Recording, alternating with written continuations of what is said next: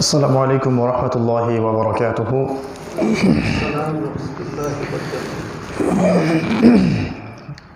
إن الحمد لله نحمده ونستعينه، من يهده الله فلا مضل له ومن يضلل فلا هادي له، ونشهد أن لا إله إلا الله وحده لا شريك له، ونشهد أن محمدا عبده ورسوله. أما بعد، فأعوذ بالله من الشيطان الرجيم. بسم الله الرحمن الرحيم.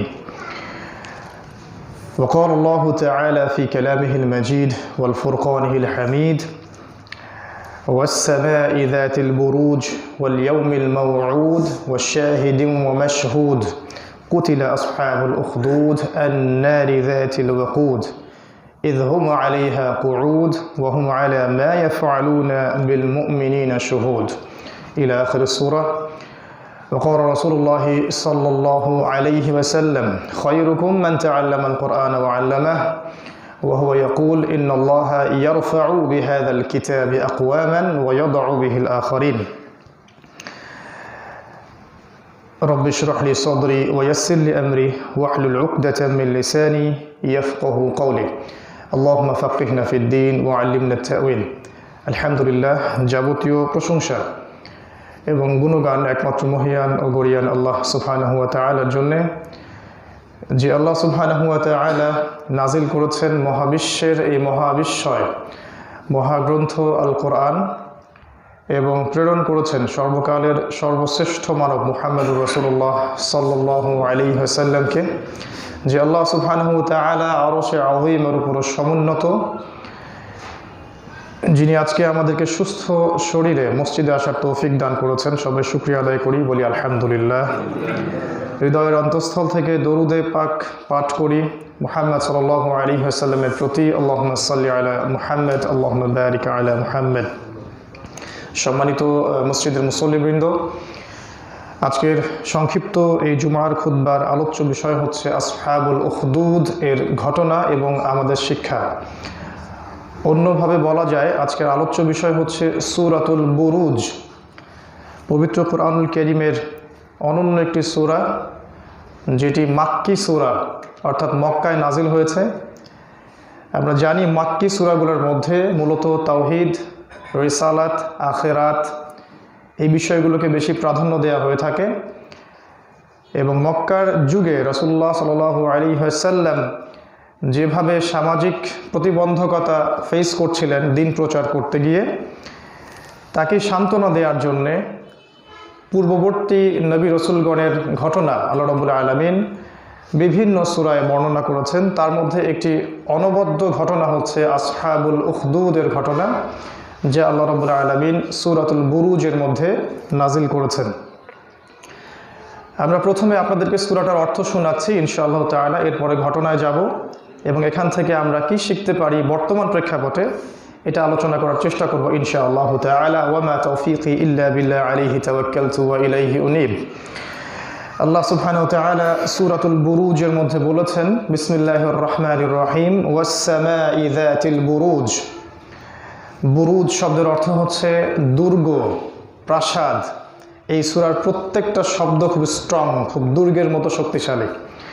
ওয়াস সামাই যাতিল বুরুজ, আল্লাহ পাক বলছেন, আমি কসম করছি আকাশের, যেই আকাশ হচ্ছে বুরুজ বিশিষ্ট বা দুর্গ বিশিষ্ট। অন্যভাবে বলতে পারি, ওয়াস সামাই যাতিল বুরুজ, কসম দুর্গময় আকাশের। ওয়াল ইয়াউমিল মাউউদ, এবং কসম সেই প্রতিশ্রুত দিনের, অর্থাৎ কিয়ামত দিনের। ওয়া শাহিদিন ওয়া মাশহুদ, শপথ শপথ দর্শকের, শাহিদ মানে দর্শক, শপথ দর্শকের এবং সেই ঘটনার, শপথ দর্শকের এবং সেই ঘটনার। কোন ঘটনা? কুতিলা আসহাবুল উখদুদ, আসহাবুল উখদুদ অভিশপ্ত হয়েছে বা ধ্বংস হয়েছে। আন-নারি যাতিল ওয়াকুদ, আন-নার আগুন, যাতিল ওয়াকুদ যেটা ছিল প্রজ্বলিত, ইন্ধনযুক্ত প্রজ্বলিত সেই আগুন। ইয হুম আলাইহা কুউদ, যখন তারা এই আগুনের চারপাশে বসেছিল। ওয়া হুম আলা মা ইয়াফআলুনা বিল মুমিনিনা শুহুদ, ওয়াহুম আলা মা ইয়াফআলুনা বিল মুমিনিন, আসহাবুল উখদুদ মুমিনদের সাথে যা করেছিল, আসহাবুল উখদুদ তৎকালীন মুমিনদের সাথে যে নির্মম আচরণ করেছিল, শুহুদ তারা নিজেরাই সেটার সাক্ষী ছিল। ওয়ামা নাকামু মিনহুম, তাদেরকে শুধুমাত্র এই কারণেই নির্যাতন করা হয়েছিল, ইল্লা আই ইউমিনু বিল্লাহিল আজিজিল হামিদ, যে সেই মানুষগুলো আল্লাহ সুবহানাহু ওয়া তাআলার প্রতি ঈমান নিয়ে এসেছিল, যে আল্লাহ রাব্বুল আলামিন আজিজ মহাপরাক্রমশালী, আল হামিদ প্রশংসিত। তাদেরকে শুধুমাত্র এই একটা কারণেই নির্যাতন করা হচ্ছিল যে তারা মহাপরাক্রমশালী প্রশংসিত আল্লাহ সুবহানাহু ওয়া তাআলার প্রতি ঈমান নিয়ে এসেছিল। কোন আল্লাহ? আল্লাযী লাহু মুলকুস সামাওয়াতি ওয়াল আরদ, যে আল্লাহ পাকের জন্য আসমান সমূহের এবং এই জমিনের মুলক মানে রাজত্ব বা সার্বভৌমত্ব। ওয়াল্লাহু আলা কুল্লি শাইইন শাহীদ, এবং আল্লাহ সুবহানাহু ওয়া তাআলা প্রত্যেকটা ঘটনার শাহীদ, সাক্ষী। ইন্নাল্লাযীনা ফাতানুল মুমিনিন, নিশ্চয়ই যারা মুমিনদেরকে ফিতনায় ফেলেছিল বা মুমিনদের উপর নির্যাতন করেছিল, ওয়াল মুমিনাত, এবং মুমিন নারীদের প্রতিও নির্যাতন করেছিল, সুম্মা লাম ইয়াতুবু, এবং এরপর তওবা করে ফিরে আসেনি, ফালাহুম আযাবু জাহান্নাম, তাদের জন্য আছে জাহান্নামের মর্মান্তিক শাস্তি, ওয়ালাহুম আযাবুল হারিক, এবং তাদের জন্য আছে দহন যন্ত্রণা, অগ্নিদগ্ধ হওয়ার যন্ত্রণা। ইন্নাল্লাযীনা আমানু, নিশ্চয়ই যারা ঈমান এনেছে, ওয়া আমিলুস সলিহাত, এবং সৎ আমল সম্পাদন করেছে, লাহুম জান্নাত, তাদের জন্য আছে জান্নাত, তাজরি মিন তাহতিহাল আনহার, যেই জান্নাতের তলদেশ দিয়ে নদী সমূহ প্রবাহিত, অসংখ্য নদী প্রবাহিত হচ্ছে। যালিকাল ফাউজুল কাবীর, আর এটাই হচ্ছে সবচেয়ে বড় মহা সাফল্য। ইন্না বাতশা রাব্বিকা লাশাদীদ, নিঃসন্দেহে তোমার রবের পাকড়াও বড়ই কঠিন। ইন্না বাতশা রাব্বিকা লাশাদীদ, নিঃসন্দেহে হে নবী মুহাম্মদ সাল্লাল্লাহু আলাইহি ওয়াসাল্লাম, তোমার রবের ধরা বা পাকড়াও খুবই কঠিন বিষয়। ইন্নাহু হুয়া ইউবদিউ ওয়া ইউঈদ, এবং নিশ্চয়ই তিনি ইউবদিউ অনস্তিত্ব থেকে অস্তিত্বে আনেন, ওয়া ইউঈদ, এবং অস্তিত্ব থেকে অনস্তিত্বে নিয়ে যান। ওয়া হুয়াল গফুরুল ওয়াদুদ, এবং তিনি হচ্ছেন গফুর ক্ষমাশীল, ওয়াদুদ প্রেমময়, যুল আরশিল মাজিদ, তিনি মহান আরশের অধিপতি। ফাআলুল লিমা ইউরিদ, তিনি যা ইচ্ছা তাই করতে পারেন। হাল আতাকা হাদিসুল জুনুদ, হে নবী আপনার কাছে কি ওই সেনাবাহিনীর খবর পৌঁছেছে? কোন সেনাবাহিনী? ফিরআউন ওয়া সামুদ, ফিরআউনের এবং সামুদ জাতির। বালিল্লাযীনা কাফারু ফি তাকযীব, বরং কাফেররা তো মিথ্যা প্রতিপন্নের মধ্যেই নিয়োজিত আছে। ওয়াল্লাহু মিন ওয়ারাইহিম মুহীত, আর আল্লাহ সুবহানাহু ওয়া তাআলা কাফেরদেরকে চতুর্দিক থেকে ঘিরে রেখেছেন। বাল হুয়া কুরআনুম মাজিদ, বরং এই কথাগুলো হচ্ছে মহা সম্মানিত একটা কোরআন, ফি লাউহিন মাহফুজ, যা নাজিল করা হয়েছে লাউহে মাহফুজ থেকে। আশা করছি আপনারা এর অর্থগুলো যতটা সহজ করে উপস্থাপন করার সম্ভব ছিল আমি চেষ্টা করলাম। আল্লাহ পাকের চেয়ে উত্তম তাফসীর কেউ করতে পারেন না। আয়াতগুলো কিনে যদি আমরা ভাবি, আমরা নিজেরাই ইনশাআল্লাহ অর্থগুলো বুঝতে পারবো, অনুধাবন করতে পারবো।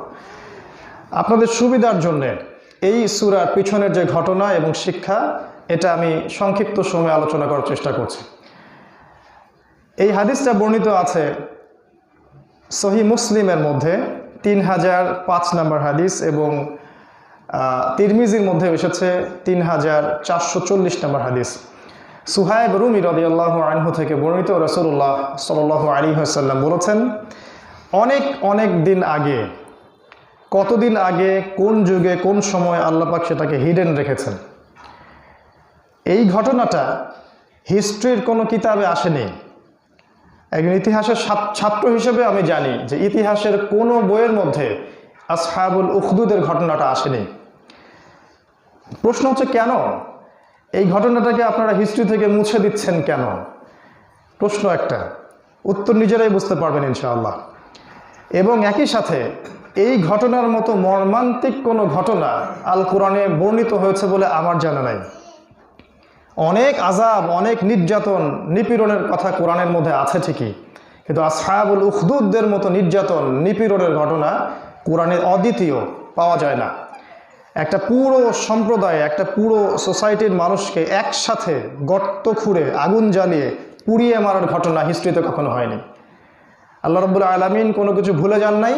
তাই কোরআনুল কারীমের মতো কিতাব, যেটা কিয়ামত পর্যন্ত মানুষ পড়বে ইনশাআল্লাহ তাআলা, সেই কিতাবে আল্লাহ পাক গল্পটাকে নিয়ে এসেছেন যাতে আমরা এটাকে ভুলে না যাই। তারাই হচ্ছে উম্মার সবচেয়ে সেরা বীর, যাদেরকে মনে রাখা উচিত ছিল। তো সুহাইব রুমি রাদিয়াল্লাহু আনহু বলছেন, রাসূলুল্লাহ সাল্লাল্লাহু আলাইহি ওয়াসাল্লাম বলেছেন, অনেক কাল আগে একজন জালেম শাসক ছিলেন, বর্তমান সময়কার বৈশ্বিক জালেম শাসকদের মতোই, যে জাদুবিদ্যার চর্চা করত এবং তার কাছে অনেক জাদুকর ছিল। এখন অনেকে জাদুবিদ্যার চর্চা করেন, যেটাকে আপনারা বুঝতে পারেন না। আপনারা কেউ ওটাকে টেকনোলজি বলে থাকেন। Behind the technology and scientific invention, এখানে অনেক সেহর বা জাদু আছে। এটা বুঝতে হলে আপনাকে শেষ জামানা স্টাডি করতে হবে, ওইটা আলাদা টপিক। এক পর্যায়ে যখন সেই জাদুকরদের শ্রেষ্ঠ জাদুকর একদম বার্ধক্যে চলে আসলো, সে রাজাকে বলল, সেই জালেম শাসককে বলল যে আমার বয়স হয়ে গেছে, আপনি আমাকে একটা বালক এর ব্যবস্থা করে দিন, যেই বালককে আমি আমার সব এলেম কালাম শিখিয়ে যাব, এবং আমি যেমন করে আপনার খেদমত করছি সেই বালকও আপনার খেদমত করবে। পরবর্তী প্রজন্ম গড়ার চেষ্টা করলো তারা। পরবর্তী প্রজন্ম, তারাও জুলুমকে কন্টিনিউয়াসলি অব্যাহত রাখবে। বাদশাহ তার কথা মতো একজন বালককে নিযুক্ত করলেন। সেই বালক সেই জাদুকরের কাছে গিয়ে জাদুবিদ্যা শিখতে লাগলো। একটা কথা বলে রাখি, আমাদের উম্মতে মুহাম্মাদির জন্য জাদু শিখা, চর্চা করা সম্পূর্ণ হারাম। কেউ যদি জাদুবিদ্যা চর্চা করে, কুফরি তাবিজ কালাম করে কোনো কিছু উদ্দেশ্য সাধন করতে চায়, সুস্পষ্ট সে কুফরি করেছে এবং কাফের হয়ে গেছে। যদি এটা উমর ইবনুল খাত্তাব রাদিয়াল্লাহু আনহুর যুগ হতো, যদি এই যুগটা হতো ওমর রাদিয়াল্লাহু আনহুর যুগ, তাহলে তাদেরকে হত্যা করা হতো। যেহেতু এটা সে যুগ নয়, সেহেতু তাদেরকে হত্যা করা হবে না। আবারও যখন ওই যুগ আসবে তখন হত্যা করা হবে ইনশাআল্লাহ তাআলা। তো জাদু চর্চা করবেন না। আমাদের সমাজ এখন দেখছি তাবিজ, কবজ, কুফরি কালাম, এই বিষয়গুলোর চর্চা হয়ে থাকে। এগুলোর মধ্যে যাবেন না। যে একবার গিয়েছে সে বের হতে পারে নাই। আপনি ধ্বংস ছাড়া এখানে কোনো লাভ পাবেন না। তো সেই বাচ্চা জাদু শিখতে লাগলো। এক পর্যায়ে সে বেশ ভালো জাদু শিখে ফেললো। সে বাসা থেকে যখন জাদু শিখতে বের হতো, পথিমধ্যে একজন পাদ্রী, দরবেশ, যে মূলত আল্লাহ পাকের তাওহীদে বিশ্বাস করত, সে একা একা দিন ইসলাম চর্চা করত। সমাজটা ওইরকম ছিল যে ঘরের মধ্যে দিন প্র্যাকটিস করতে হচ্ছে, বাইরে প্র্যাকটিস করার কোনো সুযোগ নাই। প্রেক্ষাপটটা ওইরকমই ছিল। তো সে কোনো একভাবে সেই পাদ্রী বা দরবেশের সাথে তার সাক্ষাৎ হয় এবং তার সাথে বসে সে কথা শুনতে লাগলো, তাওহীদের কথা। যত দিন যায় আস্তে আস্তে আস্তে আস্তে তাওহীদ, ইসলাম, আল্লাহ এসবের কথা তার ভালো লাগতে লাগলো। এক পর্যায়ে সে ভেতরে ভেতরে সেই পাদ্রী বা দরবেশের দিন বা দিন ইসলাম কবুল করলো, গ্রহণ করলো। কাউকে সে বুঝতে দিল না। এদিকে যখন সে জাদুকরের কাছে যায়, তখন দেরি করে আসার কারণে জাদুকর তাকে পিটায়, প্রহার করে। আবার যখন সে বাসায় যায়, বাসায় গিয়ে তার বাবা মা আবার তাকে প্রহার করে। কারণ রাস্তায় সে সময় দিচ্ছে কাকে? ওই পাদ্রী বা দরবেশকে, যার কাছে সে তাওহীদ শিখছে। এটা ফিতরাত, মানুষের ভিতরে তাওহীদ, ঈমান, এই ফিতরাত দিয়ে আল্লাহ পাক পৃথিবীতে পাঠান। এরপর যেটা হলো, ওই পাদ্রী বা দরবেশ তাকে একটা পদ্ধতি শিখিয়ে দিল, পলিসি শিখিয়ে দিল। যখন তুমি জাদুকরের কাছে যাবে, তখন বলবে যে বাসা থেকে বের হতে দেরি হয়েছে। আর যখন বাসায় যাবে, তখন বলবে যে জাদুকর আমাকে দেরি করে ছেড়েছে। এভাবে সে ব্যালেন্স করতে লাগলো এবং সময় দিতে লাগলো পাদ্রীকে, কৌশল করলো। একদিন যাত্রাপথে রাস্তার মাঝখানে এমন একটা জন্তুর দেখা মিলল, যে জন্তুটার কারণে ওই এলাকার মানুষ রাস্তায় চলাচল করতে পারছিল না। তখন এই বালক মনে মনে ভাবলো যে আজকে আমি প্রমাণ করিয়ে নেব যে ওই পাদ্রী সঠিক নাকি ওই জাদুকর সঠিক। সে একটা পাথর উঠালো এবং সেই পাথর দিয়ে সে ওই জন্তুটার দিকে আঘাত করে বলল, হে আল্লাহ, যদি পাদ্রির কাজ তোমার কাছে বেশি পছন্দের হয়ে থাকে ওই জাদুকরের চাইতে, তাহলে এই জন্তুটাকে আল্লাহ পাক আপনি হত্যা করে ফেলুন। এবং এই পাথর লাগার সাথে সাথেই জন্তুটা মারা গেল এবং তার মধ্যে ইয়াকিন জন্ম নিল যে না, অবশ্যই এই তাওহীদপন্থী পাদ্রী সঠিক পথে আছে। এবং তার ভিতরে ইয়াকিন, ঈমান শক্ত হলো। এক পর্যায়ে সে তার রিলিজিয়ন গ্রহণ করলো এবং আল্লাহ রাব্বুল আলামিন তাকে কিছু মোজেজা দিলেন। কীরকম মোজেজা? তার কাছে মানুষ যখন আসতে লাগলো চিকিৎসার জন্যে, সে গোপনে গোপনে তাদেরকে বলতে লাগলো যে আমার আসলে কোনো ক্ষমতা নাই, সমস্ত ক্ষমতা আমার সৃষ্টিকর্তা আল্লাহর। যদি আপনি অন্ধ হয়ে থাকেন তাহলে আমি আপনার চোখে হাত বুলাচ্ছি, আপনি ইসলাম কবুল করেন, আল্লাহর কাছে ক্ষমা চান, শেফা চান, আল্লাহ পাক শেফা দিয়ে দিবেন ইনশাআল্লাহ। সে নিজের দিকে না নিয়ে ব্যাপারটাকে আল্লাহর দিকে সাপোর্ট করতে লাগলো এবং এভাবে তার পপুলারিটি, তার জনপ্রিয়তা আস্তে আস্তে সারা দেশব্যাপী ছড়িয়ে পড়লো যে অমুক একটা বালক জন্ম নিয়েছে যেখানে গেলে রোগের শেফা হয়, কুষ্ঠ রোগের শেফা হয় এবং সে ভালো ট্রিটমেন্ট করতে পারে। যেই তার কাছে আসে সে তাকে বলে প্রথম শর্ত আগে ইসলাম কবুল করতে হবে, তারপরে আমি আপনার গায়ে হাত বুলাচ্ছি, আল্লাহর কাছে দোয়া করছি, ইনশাআল্লাহ শেফা হয়ে যাবে। এভাবে আস্তে আস্তে আস্তে আস্তে তার জনপ্রিয়তা ছড়িয়ে পড়তে লাগলো। একদিন ওই জালেম শাসকের মন্ত্রিসভার একজন, যে অন্ধত্বের কারণে চোখ নষ্ট হয়ে গিয়েছিল, সে এই বালকের কাছে আসলো। এটা সহিহ মুসলিমের মধ্যে পাবেন 3005 নম্বর হাদিস। সেই বালকের কাছে এসে বলল যে আমার চোখ দুটো আপনি ভালো করে দিতে পারবেন? তখন সেই বালক বলল যে আমি আপনার চোখ ভালো করার ক্ষমতা রাখি না। প্রথমত আপনাকে সেই আল্লাহর কাছে আত্মসমর্পণ করতে হবে যিনি আপনাকে দৃষ্টিশক্তি দিয়েছেন। তো সে তার কথা মতো আত্মসমর্পণ করে ইসলাম কবুল করলো এবং বালক তার জন্য দোয়া করায় তার চোখটা ঠিক হয়ে গেল।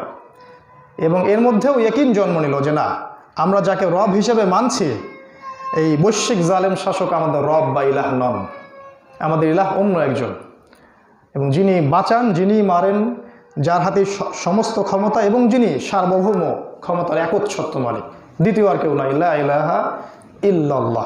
এরপরে এই মন্ত্রী যখন আবার রাজদরবারে ফিরে গেল, তখন ওই জালেম শাসক বাদশাহ তাকে দেখে বলতে লাগলো যে তোমার চোখ কিভাবে ফিরে পেলে, কিভাবে তুমি তোমার দৃষ্টিশক্তি ফিরে পেলে, তুমি তো এক চরম অন্ধত্বের মধ্যে ছিলে। সে তখন বলল আমার রব আমার দৃষ্টিশক্তি ফিরিয়ে দিয়েছেন। তখন সেই শাসক বলল আমি ছাড়া তোমাদের রব আবার কে আছে? ঠিক ফেরাউনের মতোই, আনা রব্বুকুমুল আ'লা, আমি তো তোমাদের মহান প্রভু। আমরা যেটা বলি সুবহানা রব্বিয়াল আ'লা, মাথা একদম মাটিতে রেখে পবিত্র আমার রব যিনি সর্বোচ্চ, ফেরাউনও ঠিক একই কথা বলেছিল, আনা রব্বুকুমুল আ'লা, আমি তোমাদের মহান প্রভু বা সর্বোচ্চ রব। শুনুন, আল্লাহ পাকের রহমতের একটা দৃষ্টান্ত দিচ্ছে এখানে। এই কথাটা সূরা নাজিয়াতের মধ্যে আছে, ফেরাউনের এই বক্তব্যটা। জিবরাইল আলাইহিস সালাম বলেছেন যে ফেরাউন যখন এই কথাটা বলেছিল আনা রব্বুকুমুল আ'লা, সেদিন থেকে জিবরাইল আলাইহিস সালাম ফেরাউনকে এতটা ঘৃণা করতেন যে তিনি সুযোগের অপেক্ষায় ছিলেন কখন তার মৃত্যু হবে আর তার জানটা কবজ করা হবে। হাদিসে এসেছে যখন ফেরাউন ওই লোহিত সাগরে ডুবে মরছিল, তখন অন্যান্য আযাবের ফেরেশতাদের সাথে সাথে জিবরাইল আলাইহিস সালামও সেখানে ছিলেন এবং তিনি তার পাখা দিয়ে মাটি তুলছিলেন নিচ থেকে, সেটা কাদা তার মুখের মধ্যে নিক্ষেপ করছিলেন। কোরআনে অন্য জায়গাটা আছে, কাফের ফাসেক জালেমদের যখন জান কবজ করা হবে তাদের মুখের উপর ইয়াদরিবুনা উজুহাহুম ওয়া আইদিয়াহুম, তাদের চেহারার মধ্যে ফেরেশতারা তাদের পাখা দিয়ে হাত দিয়ে প্রচণ্ড জোরে প্রহার করতে থাকবে। এটা হবে রূহ কবজের সময়কার আযাব। এখান থেকে আযাব শুরু। তো এই সময় জিবরাইল আলাইহিস সালাম বলেছিলেন আমি তখনও ভয় পাচ্ছিলাম যদি এই সময় ফেরাউন তওবা করে নেয় আর আল্লাহ যদি তাকে মাফ করে দেয় তাহলে আমার এই হিংসাটার কি কাজে আসবে, আমার এই ঘৃণার কি কাজে আসবে। তিনি আল্লাহ পাকের এত বড় রহমতের একটা দৃষ্টান্ত দিয়ে গেছে। ওই অবস্থায়ও যদি জুলুম থেকে কেউ তওবা করে ফিরে আসতো, আল্লাহ পাক হয়তো তাকে মাফ করে দিতেন। কিন্তু সে একদম শেষ মুহূর্তে গিয়ে তওবা করেছে, জীবিত অবস্থায় সে তওবা করার সুযোগ হয়নি। তো যেটা বলছিলাম যে এভাবে যখন সে স্টেটমেন্ট দিয়েছিল যে আমি আনা রব্বুকুমুল আ'লা, আমি তোমাদের মহান রব, তখন এই যে ব্যক্তি অন্ধত্ব থেকে ফিরে আসলো সে ব্যক্তি বলল না, আপনি আমার রব নন, বরং আমার রব হচ্ছে মহান আল্লাহ। তারপর যা হওয়ার তাই হলো। সেই ব্যক্তিটাকে ধরে নিয়ে এসে এমনভাবে হত্যা করা হলো, যেটা এসেছে কিতাবের মধ্যে, যে লোহার চিরুনি দিয়ে তার শরীরের গোশতগুলোকে চেঁচে ফেলা হয়েছে। এই ব্যক্তি যে অন্ধত্ব থেকে এখনই ভালো হয়ে আসলো, কয়দিন আগে কিন্তু সে এমপি ছিল, কয়দিন আগে কিন্তু সে তাদের মন্ত্রী পরিষদে একজন ছিল। তাওহীদই সব, বাকি কিছু না। এবার নির্যাতনের সহ্য করতে না পারে এক পর্যায়ে সে বলে ফেললো যে আমার চোখ ভালো করেছে ওই বালক, যে বালককে আপনি জাদু শেখার জন্য ডেকেছিলেন, সেই বালকই আমার চোখ ভালো করে দিয়েছে, মানে তার ওসিলায় আমি শেফা পেয়েছি। এবার ওই বালককে ডেকে আনা হলো। এবার ওই বালক যখন আসলো, ছোট মানুষ, অনেক নির্যাতন করা হলো তার উপরে। এক পর্যায়ে এই বালক বলে দিল যে আমাকে পাদ্রী দিন শিখিয়েছে, এখন ওই পাদ্রীকে ডেকে নিয়ে আসো। এবার পাদ্রীকে ডেকে আনা হলো। পাদ্রীকে বলা হলো, বলো কে তোমার রব? পাদ্রী বলল, আমার রব আল্লাহ, আর আপনি আমাদের শাসক, আপনি ভালো কাজ করলে আমরা ভালো বলবো, খারাপ করলে খারাপ বলবো, আপনি আমার রব নন, আপনি সার্বভৌম ক্ষমতার মালিক নন, সার্বভৌম ক্ষমতার মালিক আমার আল্লাহ। এক পর্যায়ে তাকে হত্যা করা হয়েছে কিভাবে সেটাও হাদিসে এসেছে। তার মাথার উপরে করাত রেখে তাকে দ্বিখণ্ডিত করে ফেলা হয়েছে। এভাবে পাদ্রীকে মেরে ফেলা হলো। এবার এই বালকের পালা। বালককে হত্যা করার জন্য এই বাদশাহ একটা বাহিনী পাঠালো। এই 8 জন 10 জনকে নিযুক্ত করলো। একে প্রথমে পাহাড়ে নিয়ে যাবে, পাহাড়ের উপর থেকে একে ফেলে দিবে। এবার 10 জন মিলে সেই বালককে নিয়ে গেল পাহাড়ে।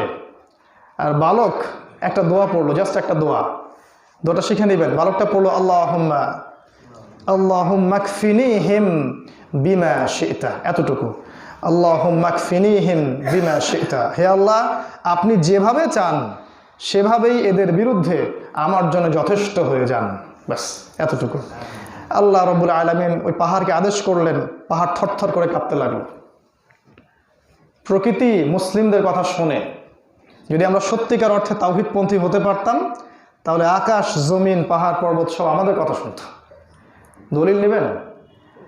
আল্লাহ রাসূল সাল্লাল্লাহু আলাইহি ওয়াসাল্লাম সাহাবীদেরকে নিয়ে একবার পাহাড়ে উঠেছিলেন, উহুদ পাহাড়ে। উহুদ পাহাড় কাঁপতে লাগলো। আল্লাহ রাসূল পাহাড়ের গায়ে হাত দিয়ে বললেন, তুমি কম্পন বন্ধ করো, তোমার গায়ে উঠেছে একজন নবী, 2 জন শহীদ, একজন সিদ্দিক। পাহাড় থরথর করে কাঁপা বন্ধ করে দিল। এগুলো সহিহ হাদিসের মধ্যে আছে। সাহাবী যাচ্ছেন, অন্ধকার, আলো নাই, তার লাঠিটাকে যখন উঁচু করে ধরলেন, লাঠির অগ্রভাগ থেকে আলো বের হতে লাগলো। এগুলো হাদিসের মধ্যে এসেছে। রাসূলুল্লাহ সাল্লাল্লাহু আলাইহি ওয়াসাল্লাম যাচ্ছেন, অন্যরা দেখতে পাচ্ছেন যে তিনি যেদিক দিয়ে হাঁটছেন সেদিককার পাথর গাছপালা তাকে সিজদা করছে, সালাম দিচ্ছে। এগুলো এমনি এমনি ঘটনা নয়, এগুলো আমাদের কাছে মনে হয় বোগাস। আল্লাহ, কোরআন এবং রাসূলের প্রতি যাদের দৃঢ় ঈমান আছে তারা বিশ্বাস করে যে এগুলো সত্য ঘটনা। এরপর যেটা হয়েছে যে পাহাড় কেঁপে উঠেছে, ওই বালকের কিছু হয়নি, তারা মৃত্যুবরণ করলো। বালক আবার ফিরে আসলেন সেই রাজদরবারে। রাজা এবার বলল, তোমার কি অবস্থা, তুমি একা একা কেন, বাকিরা কোথায়? বললো, বাকিদেরকে আল্লাহ শাস্তি দিয়েছেন, আমাকে নিরাপত্তা দিয়েছেন।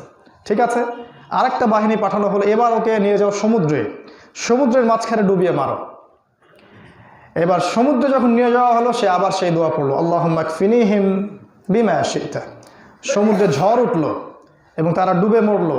সেই বাচ্চাটা আবার হাঁটতে হাঁটতে চলে আসলো সেই রাজদরবারে।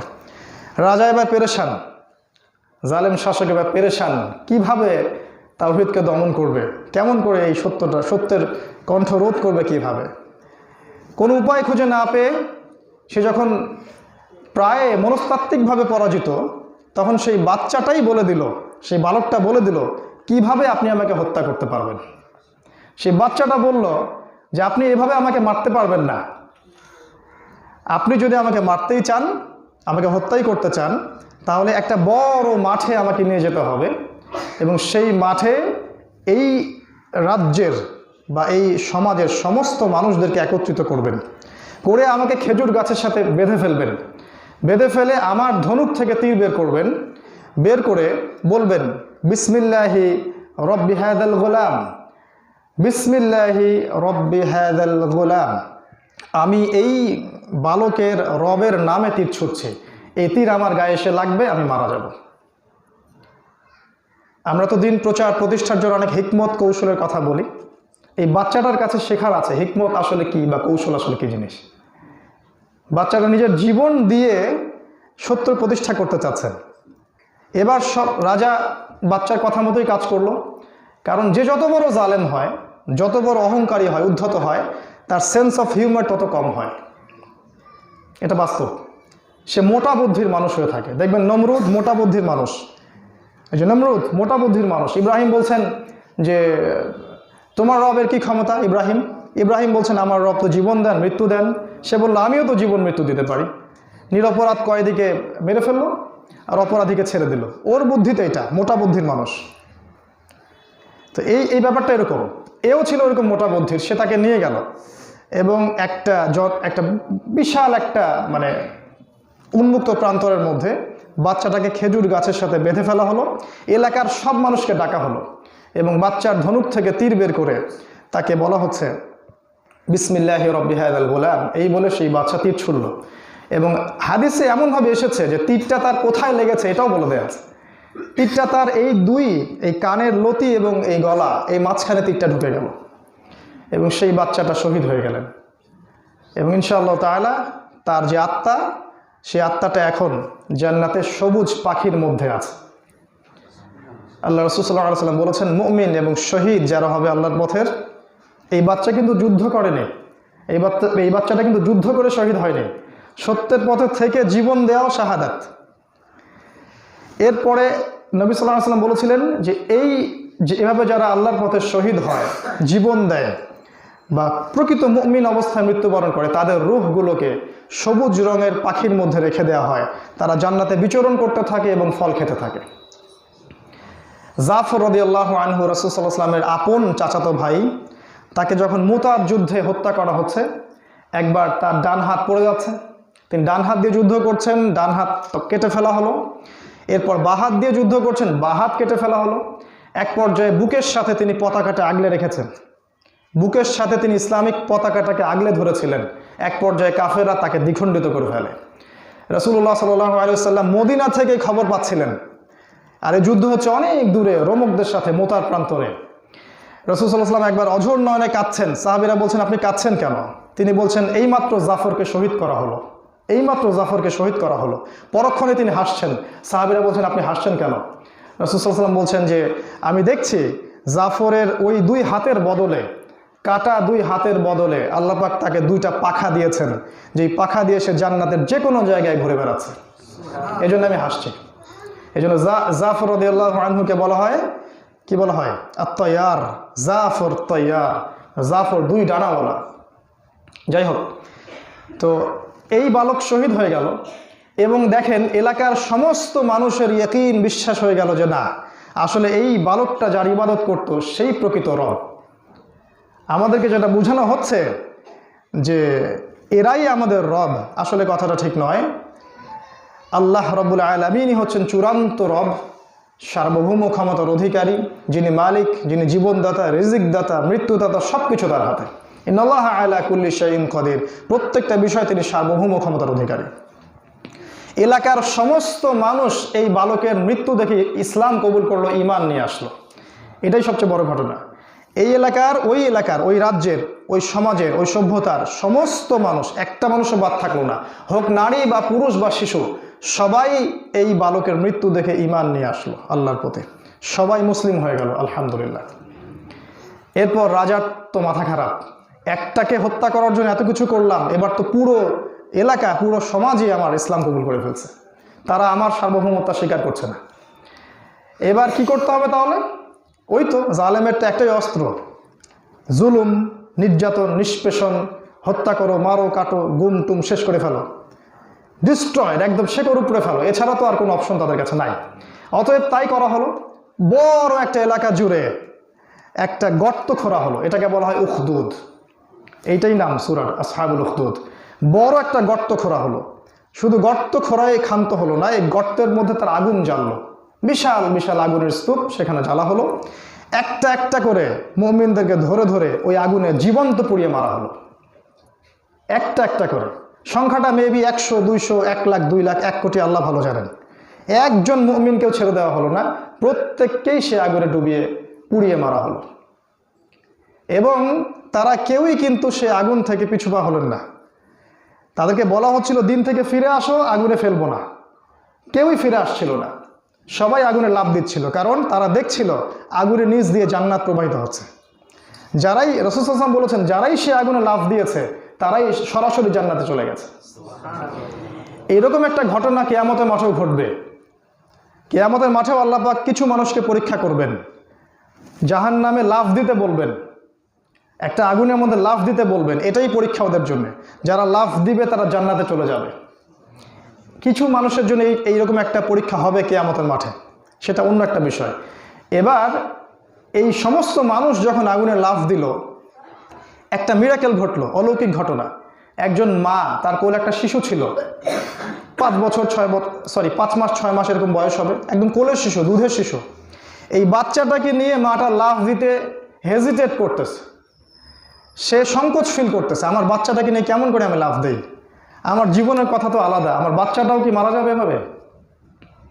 নবী সাল্লাল্লাহু আলাইহি ওয়াসাল্লাম বলেছেন, আল্লাহ রাব্বুল আলামিন তাৎক্ষণিকভাবে ওই বাচ্চাটাকে কথা বলার ক্ষমতা প্রদান করলেন, এবং এই বাচ্চাটা তার মাকে বলল, ইয়া উম্মা, হে আমার মা, ইসবিরি, ধৈর্য ধারণ করো, ফাইন্নাকি আলাল হক, আপনি হকের উপরে আছেন। আমি ঘটনাটাকে কিভাবে আপনাদের সামনে উপস্থাপন করব? পুরো একটা এলাকার মানুষকে একটা গর্তের মধ্যে একজন একজন করে ফেলে হত্যা করা হলো। আর শুধু তাই নয়, চারপাশে এই জালেমরা গোল হয়ে বসেছিল, আল্লাহ পাক সেটাও বলেছেন, ওয়াহুম আলা মা ইয়াফআলুনা বিল মুমিনিনা শুহুদ। তারা এনজয় করছিল ব্যাপারটাকে, শুহুদ মানে সাক্ষী ছিল, ঘটনাটাকে তারা এনজয় করছিল। একটা একটা করে মারা হচ্ছে, তারা এনজয় করছে। এভাবে যেটা হলো যে আল্লাহ রাব্বুল আলামিন এই মর্মান্তিক আসহাবুল উখদুদের ঘটনাকে ইতিহাস থেকে তুলে এনে কোরআনুল কারীমের মতো কিতাবে নাজিল করলেন।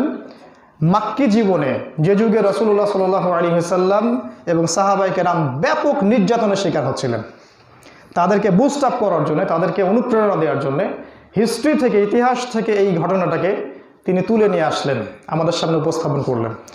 আর আমরা কোরআন ঘেঁটে দেখতে পাচ্ছি এইরকম নির্মম অত্যাচারের ঘটনা কোরআনে অন্য জায়গায় পাওয়া যাচ্ছে না।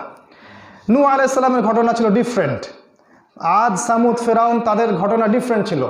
এরকম মর্মান্তিক ছিল না যে একই সাথে অ্যাট দ্য সেম টাইম একটা পুরো নেশনের সবাইকে আগুনের মধ্যে ফেলে হত্যা করা হচ্ছে। এই হলো আসহাবুল উখদুদের ঘটনা। এবং এই আসহাবুল উখদুদ যারা এই ঘটনাটা ঘটিয়েছিল, তাদেরকে আল্লাহ পাক বলেছেন, কুতিলা আসহাবুল উখদুদ, এরা ধ্বংস হয়ে গেছে, এরা অভিশপ্ত হয়েছে, এদের জন্য জাহান্নামের আগুন বরাদ্দ হয়ে গেছে, ওয়ালাহুম আযাবুল হারিক, তাদের জন্য দহন যন্ত্রণা পার্মানেন্টলি প্রতিষ্ঠিত হয়েছে। এই ঘটনাটা সূরাতুল বুরুজের মধ্যে এসেছে।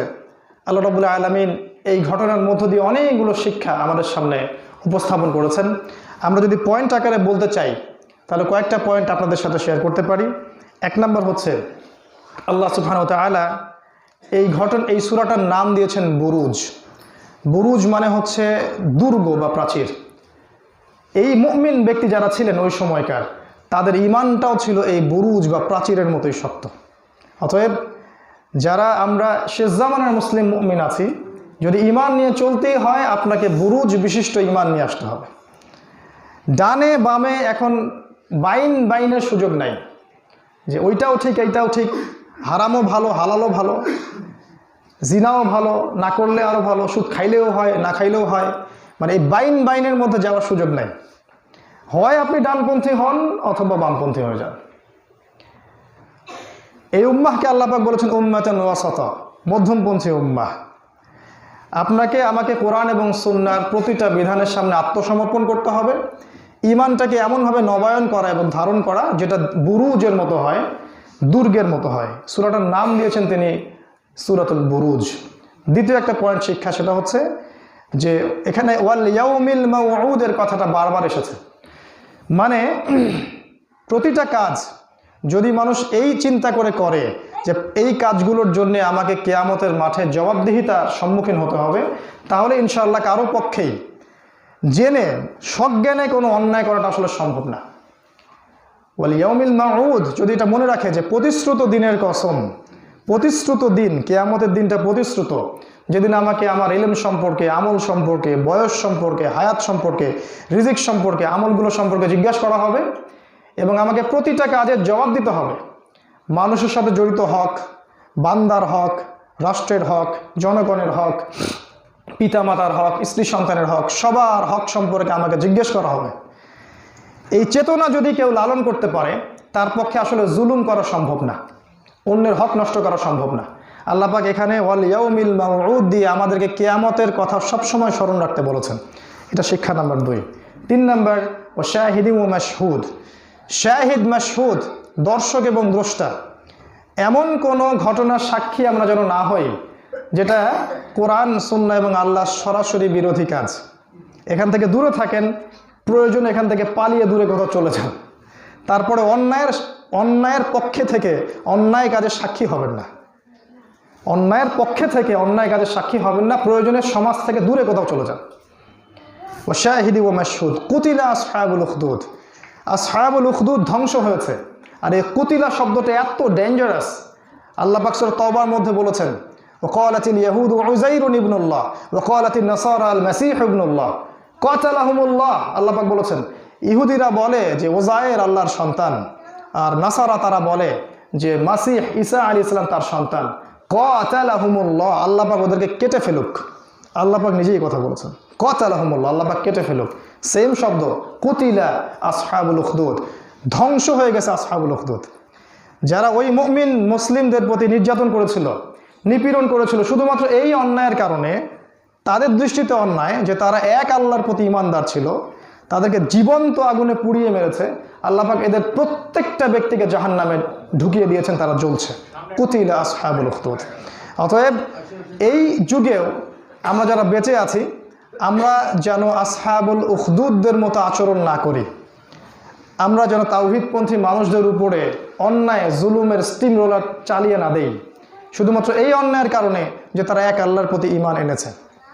আজকের এই বিশ্ব সমস্ত জায়গায় আসহাবুল উখদুদদের ঘটনা। আপনি উইঘুরদেরকে দেখবেন, তাদের উপর যে নির্যাতন করা হচ্ছে সেটাও আসহাবুল উখদুদদের মতোই। আপনি কাশ্মীরকে দেখবেন, সেখানকার নির্যাতন আসহাবুল উখদুদদের মতোই। আপনি সিরিয়ার শামের দিকে তাকাবেন, সেখানে দেখবেন আসহাবুল উখদুদদের মতো একদম বোম ফেলে হত্যা করা হচ্ছে।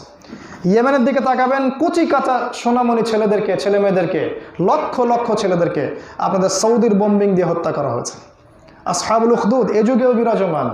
আপনি ইরাকের দিকে তাকাবেন, আফগানিস্তানে তাকাবেন, আপনি লিবিয়া, জর্ডান, লেবানন, যে কোনো রাষ্ট্রে তাকাবেন, মুসলিম রাষ্ট্র, তাদের উপরে সবাই এই কুফফার পরাশক্তি আসহাবুল উখদুদদের মতো অমানবিক নির্যাতন করছে, অমানবিক নির্যাতন।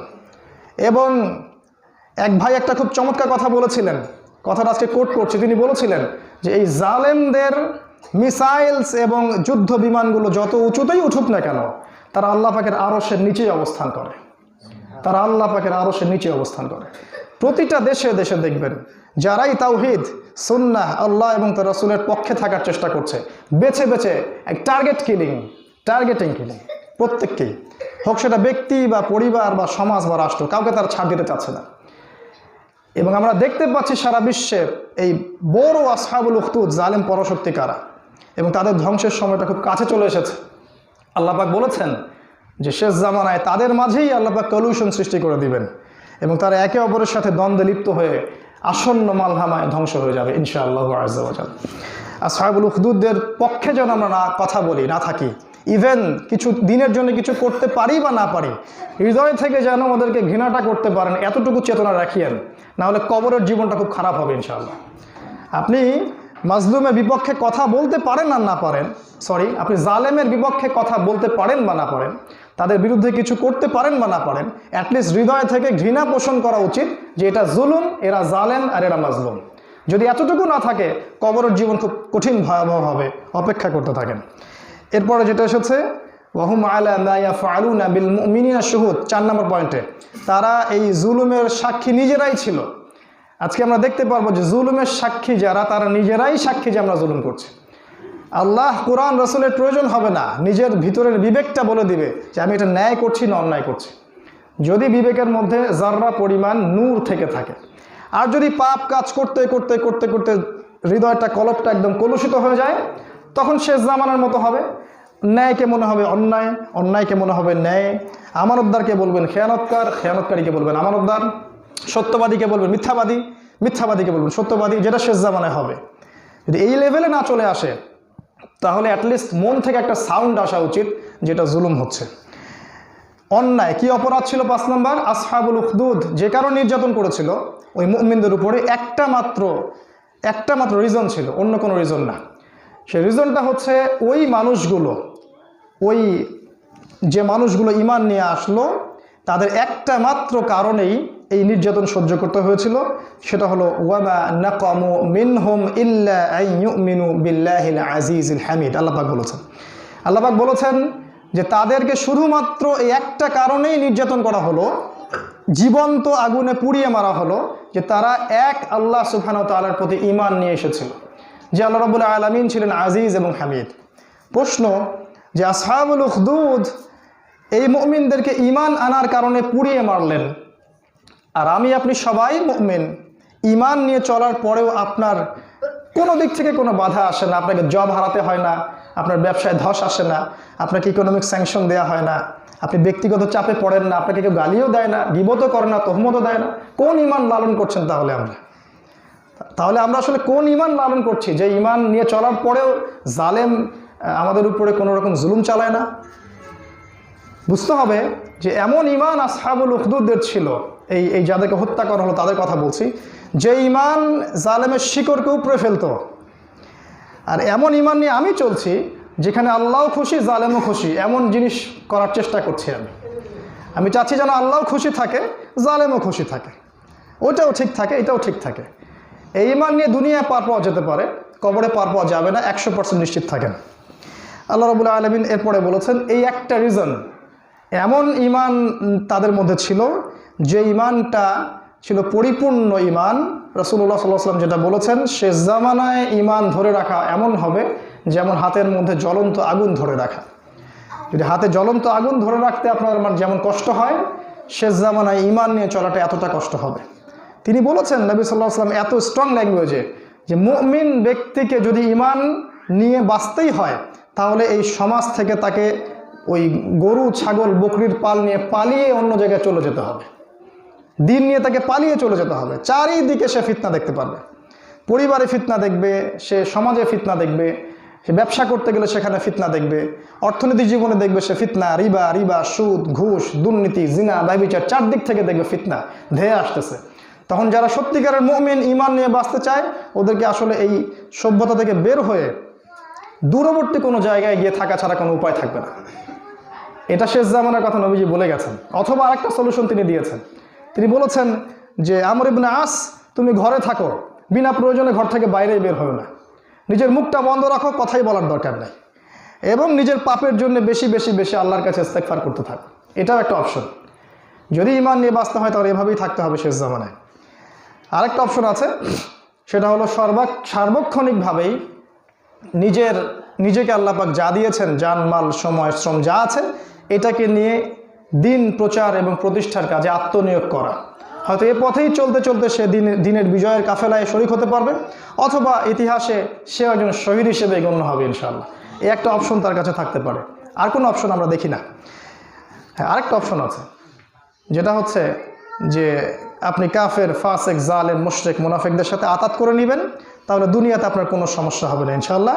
তবে কবরের জীবন আপনার কি হবে সেটার গ্যারান্টি আমরা দিতে পারছি না। এই একটা অপশন বাকি আছে, এবং এই অপশনের দিকেই বেশিরভাগ মুসলিম এখন ছুটেছে। তারা দুটোই ঠিক রাখতে চাচ্ছে। এই অপরাধ 5 নম্বর পয়েন্ট ছিল।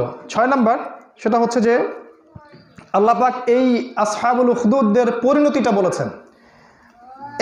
একই সলিউশন ওই যুগেও যা ছিল এই যুগেও। আসহাবুল উখদুদ ও যুগেও যে পরিণতি ভোগ করেছে এই যুগেও সেটাই করতে হবে। আল্লাহ পাক বলেছেন, যারা মুমিনদেরকে ফিতনায় ফেলেছিল এবং তাদেরকে জীবন্ত আগুনে পুড়িয়ে মেরেছে, আল্লাহ পাক বলেছেন ফালাহুম আযাবু জাহান্নাম, বাস, দ্যাটস অল, ফুল স্টপ।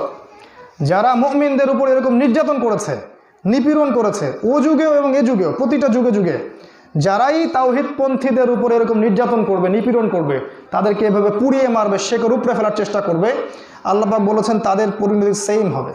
যদি তারা তওবা করে ফিরে না আসে তাহলে ফালাহুম আযাবু জাহান্নাম, তাদের জন্য জাহান্নামের মর্মান্তিক শাস্তি অপেক্ষা করছে।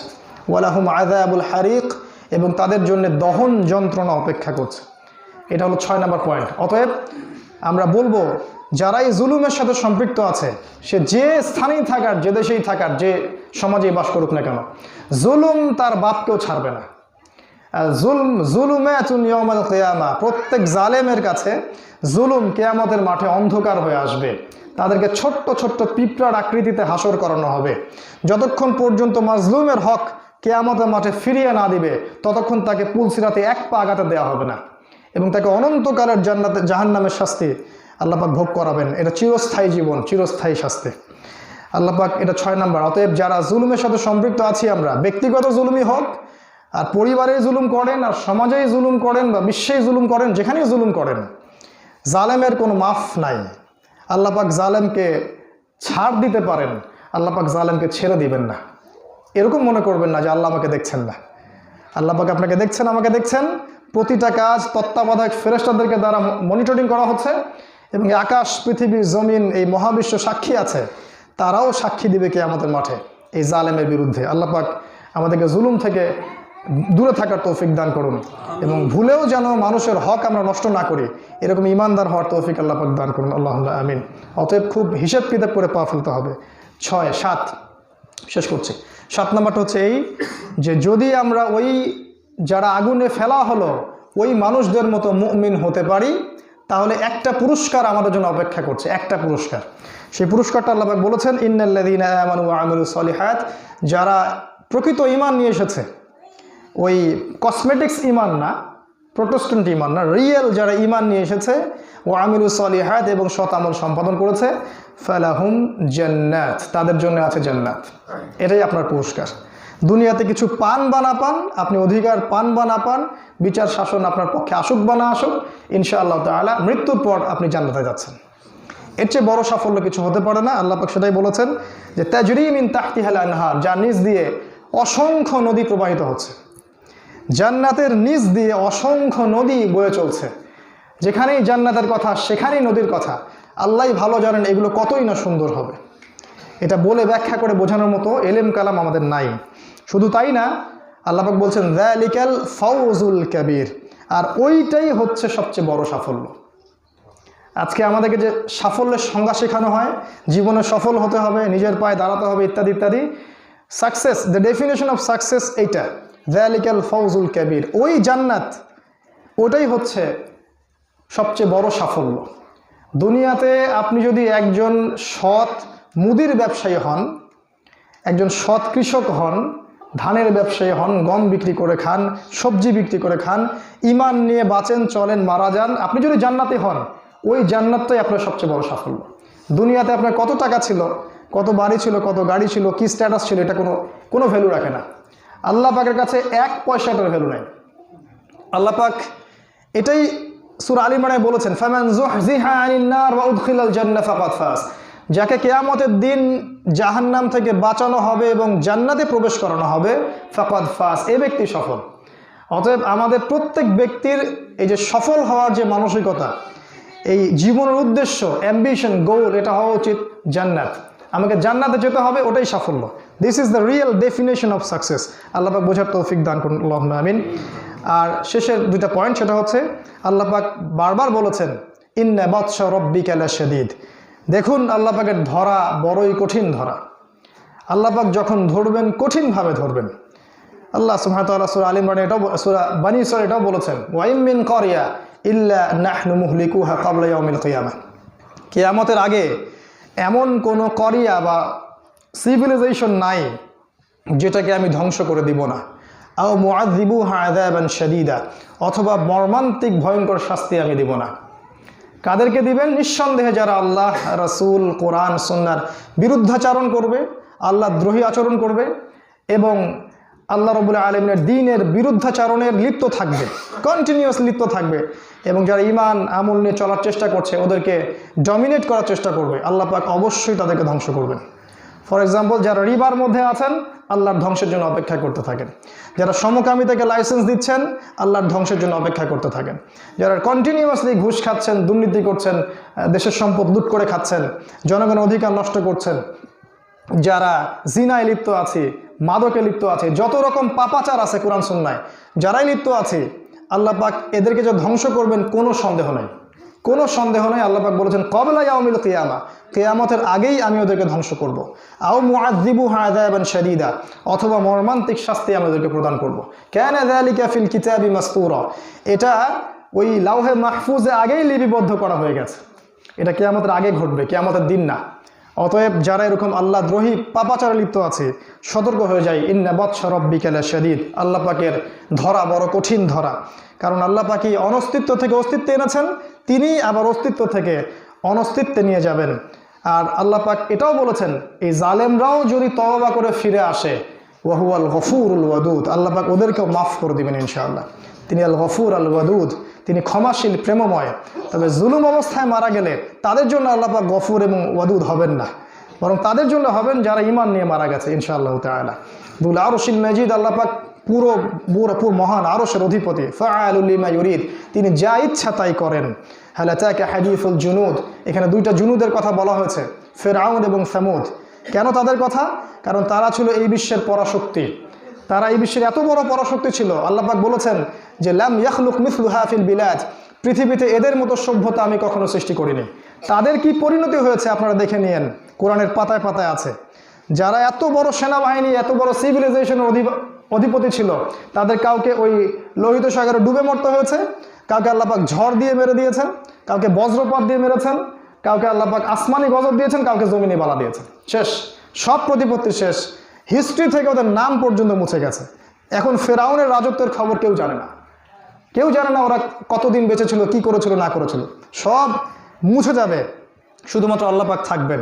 অতএব এই জুনুদের কথা আল্লাহ পাক তার নবীকে বলেছেন যে ফিরআউন এবং সামুদের ঘটনা তুমি জেনে রাখো, তাদের কি পরিণত হয়েছিল।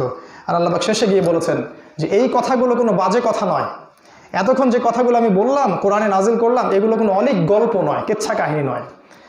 এটা ইয়াকিন করানোর জন্য আল্লাহ পাক বলেছেন বাল হুয়া কোরআনুল মাজিদ, এইটা কোরআনুল মাজিদ, মহা সম্মানিত কোরআন।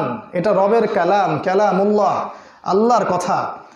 ফি লাউহি মাহফুজ, যেটা লাউহে মাহফুজ থেকে এই পৃথিবীতে নাজিল করা হয়েছে। অতএব এটাকে নিছক গাল গল্প মনে করে উড়িয়ে দিবেন না। নিছক গাল গল্প, এগুলো বলেই কথার কথা। এখন তো আর কোরআনের কথা শোনার সময় নাই, এখন তো আর এগুলো মেনে চলার সময় নাই, এই যুগে তো আর এগুলো চলে না। এভাবে কোরআনকে আন্ডারএস্টিমেট করবেন না, কোরআনকে এভাবে আন্ডারএস্টিমেট করবেন না। আল্লাহ পাক এই কোরআন হেফাজত করার দায়িত্ব আমাদেরকেই দিয়েছিলেন এবং নিজে দায়িত্ব আল্লাহ পাক রেখেছেন যে আমি এটা হেফাজত করব, কিন্তু এই উম্মার উপরে দায়িত্ব কোরআনের হকগুলো এই উম্মা আদায় করবে। আমরা তেলাওয়াত করছি না কোরআন নিয়মিত, আমরা অর্থ পড়ার চেষ্টা করছি না, আমরা কোরআনের কয়টা আদেশ মেনে চলছি প্রশ্নবিদ্ধ, কয়টা নিষেধই বা বর্জন করছি এটাও প্রশ্নবিদ্ধ, কোরআনের দাওয়াত কতজন দিচ্ছি এটাও একটা প্রশ্নবিদ্ধ বিষয়। আর কোরআনের বিধান, আইন, শাসন বাস্তবায়নের ওটা তো মুখে বলাই এখন অবকাশ নাই, বললেই সাথে সাথে ট্যাগ লেগে যাবে যে এটা অমুক, এটা তমুক, এটা তমুক। সো এই যে কোরআনের সাথে আমাদের আচরণ, আল্লাহ পাক বলেছেন কোরআন আমার কালাম, ফি লাউহি মাহফুজ, লাউহে মাহফুজ থেকে এটা আমি নাজিল করেছি। বিশ্বের সমস্ত মানুষ যদি এই বইটাকে অস্বীকার করে, আল্লাহ পাকের কিছু আসে যায় না।